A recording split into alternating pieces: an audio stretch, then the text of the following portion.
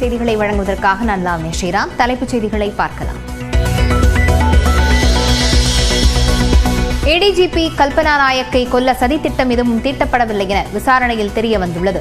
வேண்டுமென்றே அவரது அறைக்கு தீ வைக்கப்படவில்லை, மின்கசிவே தீ விபத்துக்கு காரணம் என்றும் டிஜிபி அலுவலகம் விளக்கம். ஏடிஜிபி கல்பனா நாயக் சுட்டிக்காட்டிய பணி நியமன முறைகேடுகள் சரி செய்யப்பட்டன என சீருடை பணியாளர் தேர்வாணையம் விளக்கம். நீதிமன்ற உத்தரவை தொடர்ந்து வெளியிடப்பட்ட இறுதிப் பட்டியலில் ஏடிஜிபியின் பரிந்துரையும் சேர்க்கப்பட்டதாக தகவல். வரும் 10ஆம் தேதி தமிழக அமைச்சரவை கூட்டம். பட்ஜெட் தொடர்பாக முதலமைச்சர் மு க ஸ்டாலின் தலைமையில் ஆலோசனை. மத்திய பட்ஜெட்டில் திருக்குறளை தவிர தமிழ்நாட்டுக்கு எதுவும் இல்லை என நாடாளுமன்றத்தில் கனிமொழி எம்பி குற்றச்சாட்டு. பாஜகவை பொறுத்தவரை தமிழ் என்பது காசியில் தொடங்கி குஜராத்தில் முடிகிறது என்றும் விமர்சனம்.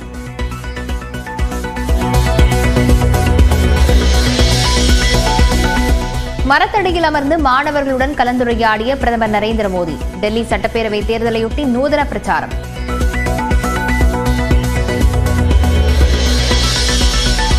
ஐக்கிய முற்போக்கு கூட்டணி ஆட்சியிலும் சரி, தேசிய ஜனநாயக கூட்டணியிலும் சரி போதிய வேலைவாய்ப்புகள் உருவாக்கப்படவில்லை.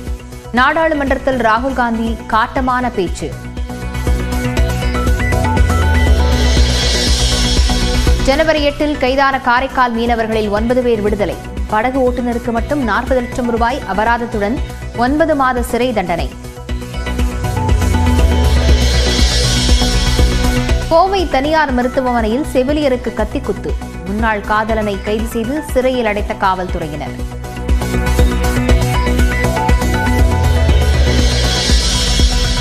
திருவாரூர் மாவட்டம் மன்னார்குடியில் பாபா பக்ருதீன் கபீர் அகைத். தடை செய்யப்பட்ட இயக்கத்துடன் தொடர்பில் இருந்த புகாரில் என்ஐஏ கைது நடவடிக்கை.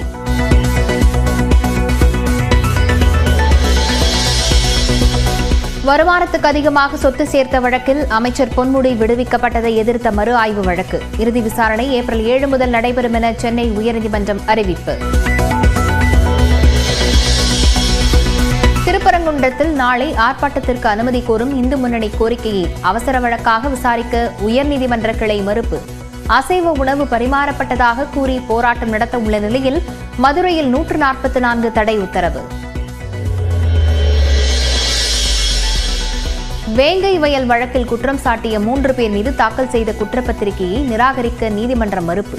விசாரணை SC/ST வன்கொடுமை தடுப்பு நீதிமன்றத்திலிருந்து புதுக்கோட்டை நடுவர் நீதிமன்றத்திற்கு மாற்றம்.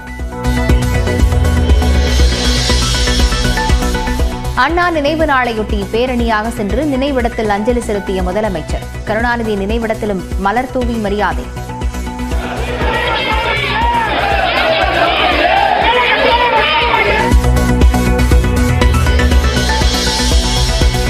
தன் மீது காவல் நிலையங்களில் வழக்குகள் இருப்பதாக தலைமையிடத்தில் கூறி தனக்கு அங்கீகாரம் கிடைக்க விடாமல் சதி. தேனி வடக்கு தெற்கு மாவட்ட செயலாளர்கள் மீது தாவேகா உறுப்பினர் நித்யா பரபரப்பு குற்றச்சாட்டு. விஜய் கட்சி ஆரம்பித்ததுதான் சீமானின் மனநிலை பாதிப்புக்கு காரணம். ஈரோட்டில் அதிமுக ஒருங்கிணைப்பு குழுவின் புகழேந்தி விமர்சனம். அவருக்கு விஜயை பார்த்தா இப்போ ஒரு நடுக்கம் பயம் வந்துருச்சு. நான் ஓப்பனாக பேசுகிறேன். அதனுடைய நடுக்கம் மற்றவங்கள்ட்ட போய் காமிக்க கூடாது. இல்லை நீ விஜயோட மோதிக்கோ ஏதோ பண்ணிக்கோ, எங்களுக்கு என்ன இருக்குது சொல்லுங்க பார்ப்போம்.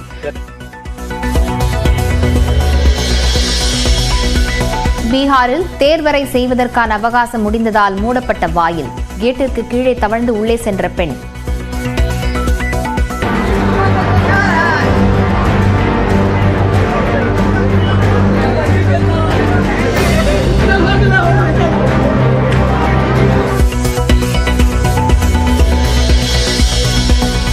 ஆத்மன் சினி ஆர்ட்ஸ் என்ற பெயரில் சொந்தமாக படத்தயாரிப்பு நிறுவனம் தொடங்கிய நடிகர் சிம்பு தேசிங்கு பெரியசாமி இயக்கத்தில் உருவாகும் தனது 50வது படத்தை தானே தயாரிக்கிறார்.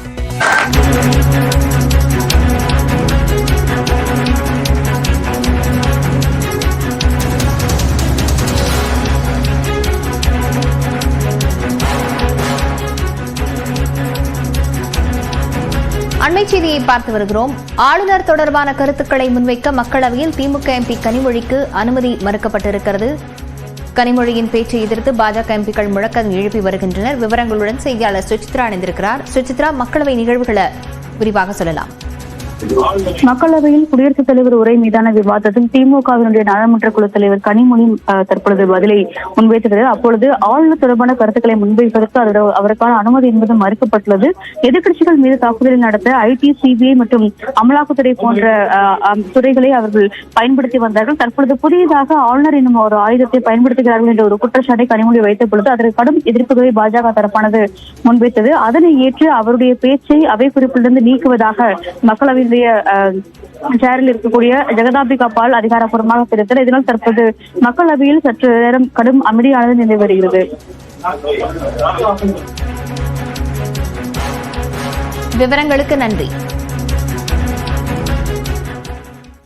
வரும் பிப்ரவரி 10 முதலமைச்சர் மு.க.ஸ்டாலின் தலைமையில் தமிழ்நாடு அமைச்சரவைக் கூட்டம் நடைபெறுகிறது. 2025-26 நிதியாண்டிற்கான தமிழ்நாடு பட்ஜெட் வரும் மார்ச் மாதம் தாக்கல் செய்யப்படும் என்று எதிர்பார்க்கப்படுகிறது. வரும் பிப்ரவரி 10 அமைச்சரவைக் கூட்டம் நடைபெறுகிறது. சென்னை தலைமைச் செயலகத்தில் பிப்ரவரி 10 காலை 11 மணிக்கு முதலமைச்சர் மு.க.ஸ்டாலின் தலைமையில் அமைச்சரவை கூடுகிறது. இந்த கூட்டத்தில் பட்ஜெட் கூட்டத்தொடர் தொடர்பான அம்சங்கள் குறித்து ஆலோசிக்கப்படும் என எதிர்பார்க்கப்படுகிறது. முன்னதாக இந்த ஆண்டின் முதல் சட்டப்பேரவைக் கூட்டம் கடந்த ஜனவரி 6 கூடியது. இந்த கூட்டத்தொடரில் தமிழ்த்தாய் வாழ்த்து இசைக்கப்பட்டவுடன் தேசிய கீதம் இசைக்கப்படவில்லை என்பதால் ஆளுநர் வெளியேறினார். தொடர்ந்து ஜனவரி 11 வரை கூட்டத்தொடர் நடைபெற்று பின்னர் ஒத்திவைக்கப்பட்டது. சேலம் பெரியார் பல்கலைக்கழகத்தில் முனைவர் பட்டப்படிப்புக்கான கல்வி தகுதியாக தேசிய கல்விக் கொள்கையின் அம்சமாக இருக்கும் 4 வருட இளங்கலை பட்டம் தகுதியாக அறிவிக்கப்பட்டிருப்பதாக குற்றச்சாட்டு எழுந்துள்ளது. தமிழ்நாட்டில் பல்கலைக்கழகங்களில் முனைவர் பட்டம் பெறுவதற்கான அடிப்படை கல்வி தகுதியாக 10ஆம் வகுப்பு, 12ஆம் வகுப்பு, இளங்கலை மற்றும் முதுகலை படிப்பை முடித்திருக்க வேண்டும் என்ற நடைமுறை அமலில் இருந்து வருகிறது. சேலம் பெரியார் பல்கலைக்கழகம் அண்மையில் வெளியிட்ட முனைவர் பட்டப்படிப்பிற்கான கல்வி தகுதியில் 10ஆம் வகுப்பு, 12ஆம் வகுப்பு மற்றும் 4 ஆண்டு இளங்கலை பட்டம் பெற்றிருக்க வேண்டும் என்று அறிவிக்கப்பட்டுள்ளது. இது மத்திய அரசின் கல்விக் கொள்கையை மறைமுகமாக அறிமுகப்படுத்துவதற்காக முயற்சி என்று மாணவர் சங்கங்கள் எதிர்ப்பு தெரிவித்துள்ளன. முதுநிலை படிப்பு படிக்காமல் 4 ஆண்டு இளங்கலை படிப்புடன் முனைவர் பட்டம் படிக்கும் வகையில் தேசிய கல்விக் கொள்கையில் அம்சம் உள்ளதே பல்கலைக்கழகம் பின்பற்றுவதாக குற்றம் சாட்டப்பட்டுள்ளது.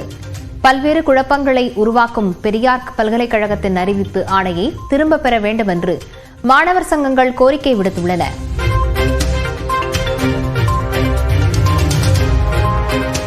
புதிய கல்விக் கொள்கை யுஜிசி எதிர்ப்பு மாநிலமாக இன்னைக்கு தமிழகம் இருக்குது.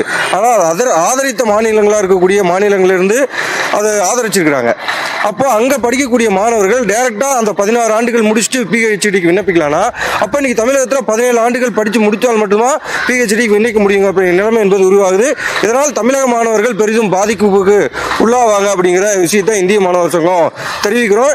இந்த அறிவிப்பை உடனடியாக பெரியார் பல்கலைக்கழகம் உடனடியாக திரும்ப பெறணும்.